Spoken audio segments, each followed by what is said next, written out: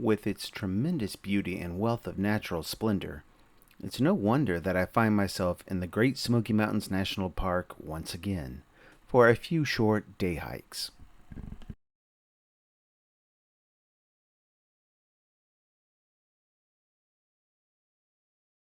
This first day hike is the Smokemont Nature Trail, and this occurred about 15 minutes after finishing my 20 plus mile Chasteen Creek-Hughes Ridge-Bradley Fork backpacking trip. For this trail, I did a quick counterclockwise traverse of this short but surprisingly interesting half-mile trail. Well, hitting that first little Smokemont Nature Trail little loop, I never did do that. I did the big Smokemont loop, but the little nature trail inside of it I never did. So I'm going to catch that now. I was going to do the tow string and all that, but those are horse concession and are marked for horses only, saying that I'm not allowed to hike it as a hiker. So I will try to come back during winter when the horse concession is closed, and as a result, there shouldn't be any problem with my hiking it at that time.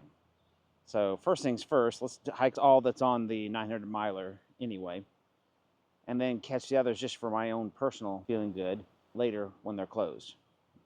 So right now, let's go ahead and start with this one. Self-guided nature trail, yeah, about 30 minutes. So we should be able to get through that without much trouble.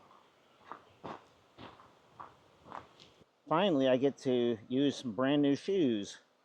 These are the Salomon X Ultra 04s, which when I'm just doing light stuff, I'm not backpacking, or if I'm backpacking but doing really light, like someday, I don't know which lottery, but when I win it, I want to order one of those Outdoor Vitals CS40. Extremely ultralight, but very capable. And I put together with stuff like these lighter shoes for lighter stuff, I can get away with about, altogether, maybe about 6 to 8 pounds less. And when you're hauling that for a long distance, 6 to 8 pounds, nice to lighten up that much. Gotta love the little nature trails.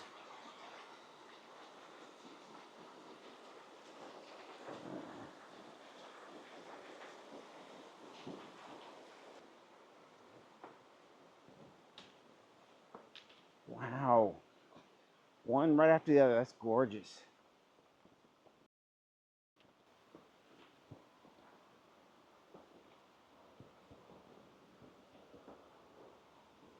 On a more calm section of the stream.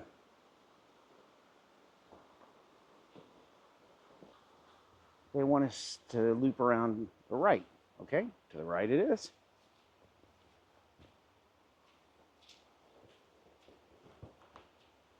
Sorry, that daisy fleabane or eastern fleabane.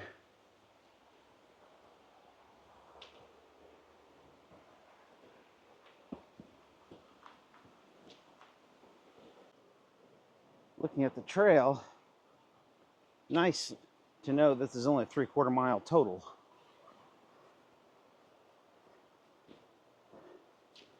Now, if I had 4 more miles of this, that might get a little daunting. Which, in the Smokies, you can get trails like that. The ones I've been on, it taxes you.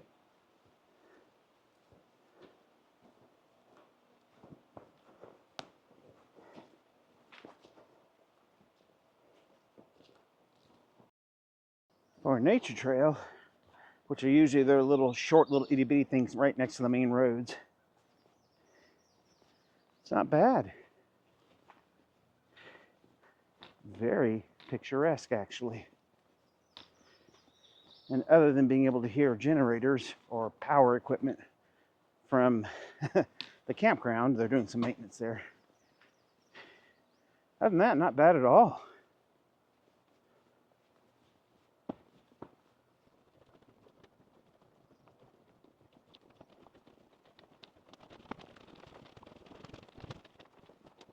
And look at that, just in case you feel the urge to follow a little animal trail. They don't want you getting confused.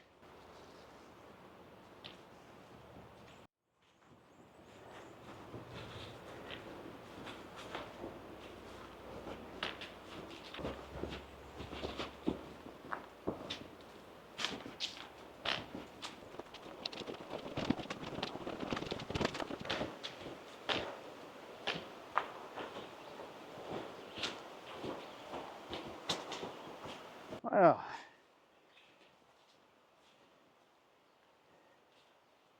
this looks familiar. Okay, time to head on back.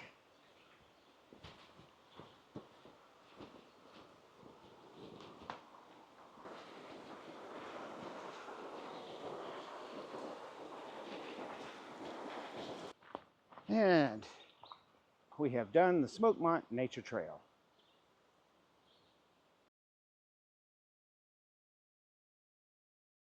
I have to admit, this next one is very nostalgic for me. From the Smokemont Campground, I traveled 2.7 miles south, just opposite of the Econo-Lefty Visitor Center, to the parking lot for Mingus Mill.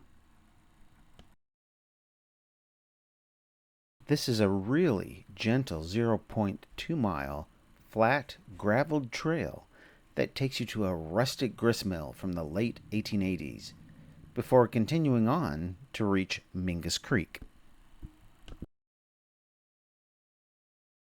Okay, as you can see, we are at the Mingus Mill. This is just before you hit the Oconee-Lefty Visitor Center here. We're going to hit this really quick, just the Mingus Mill Trail. There's another trail that goes on and connects all the others. This is just a short little one associated with the mill itself. As you can see, it was over here in 1886, a turbine mill. This is where a lot of the people from the local area here, Smokemont itself, as well as some other areas, Oconee-Lefty area, got their corn ground up into meal, which was obviously a big deal at the time. Provided the water, of course, providing the power for the mill.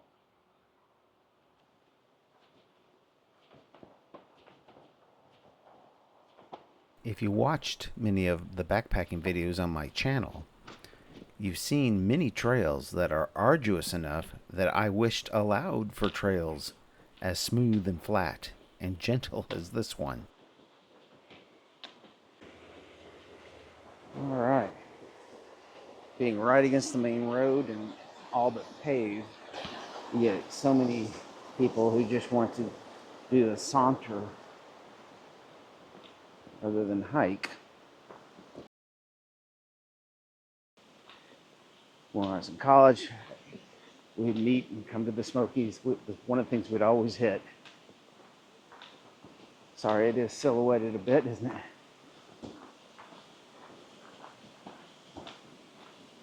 There we go.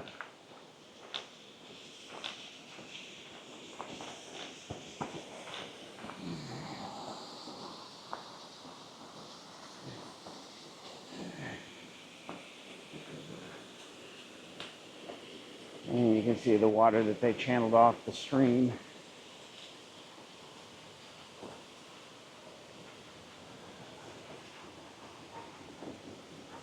All the way up.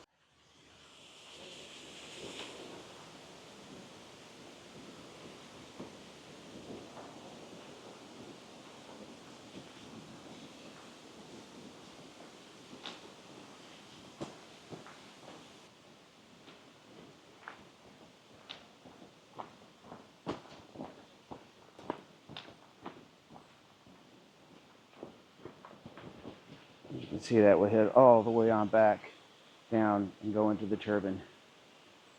But just look how far they channeled the water away from in order to get enough flow.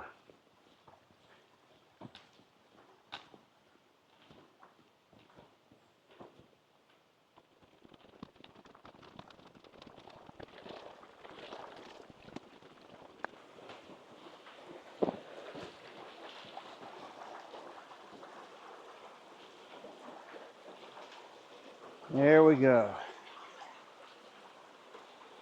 And you can see that this was not a huge stream, but you channel this much of it off that early, and they probably did a little bit to the channel up there a little. If you take it away this early, it's enough. Let's head on back to the mill itself. I'm so sorry, but it's closed, shuttered up. I can remember being here. I'm quite certain I remember, I think it was this one, where they actually had it open and operating and grinding something. You could actually buy corn ground by that mill right there. But right now it's shuttered up. The national park, specifically the Smokies, has Great Smoky Mountains National Park since its inception, which is back, what, in the 40s? It has been handicapped. It has been the most visited national park in the United States for decades and decades. But because of legal requirements at the time they established the park, they could not charge entrance fee of any kind. And because of that, a fraction of the money coming in to do maintenance and all that. So that's why they had to do that parking permit, park it forward, I think, whatever they call it. The reason they had to do that is we're deferring so much maintenance, it was getting untenable. So unfortunately, I think this is one of the things that they had to let go in terms of keeping it operating. But now that they've done that park it forward, parking permit thing, maybe they can get enough money to open it, restore it, and get it back open again. Because that is a really cool piece of history. I would hate for us to lose that. Here's a little closer look at what we're doing. You can see it's giving the information about the mill. It's describing it, the type of power generated by that water turbine engine, and going in and giving some description about how it feeds in at the top, and there's enough volume of water that it puts enough pressure to spin the turbine enough to grind it for you, which is really pretty awesome. Really cool setup. And here we are at the end of yet another wonderful adventure in the Great Smoky Mountains National Park. I truly appreciate your allowing me to share this adventure with you. My only request is, if time permits, please consider sharing this video with someone that you think might enjoy it. This is Graybeard for the Sylvan Reflections channel. See you on the next one.